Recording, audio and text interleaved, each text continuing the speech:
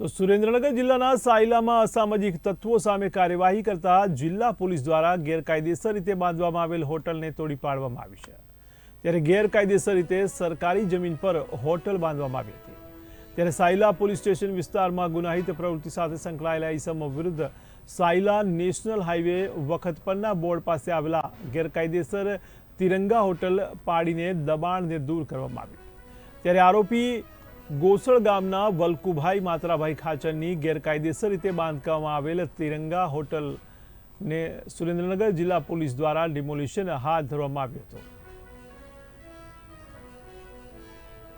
Sayla police station વિસ્તારમાં હાઈવેની નજીક સરકારી ખરાબાની જમીનમાં ડિમોલિશનની કામગીરી જે છે હાથ ધરવામાં આવી છે।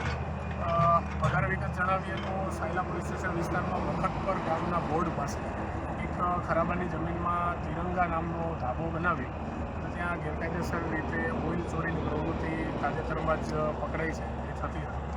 અગાઉ પણ આ ગામના જે પણ ધાબાના ઓનર જે છે ચકાભાઈ ખાચર કરી એના વિરુદ્ધમાં ગુનાઓ દાખલ થયેલા છે અને આ સરકારી જમીનનું જે દબાણ હોય એને દૂર કરવા માટે થઈ અને એસડીએમ શ્રી લીંબડી, મામલતદાર શ્રી સાયલા અને સર્કલ ઓફિસર તથા તેમની આખી ટીમની મદદ લઈ અને આ જે જમીન છે એને આઈડેન્ટિફાઈ કરી અને આજરોજ એને તોડવા માટે થઈ અને ડિમોલિશનની કામગીરી સાયલા પોલીસ સ્ટેશનના પીએસઆઈ અને સાથે સમગ્ર ટીમને સાથે રાખીને કરવામાં આવી।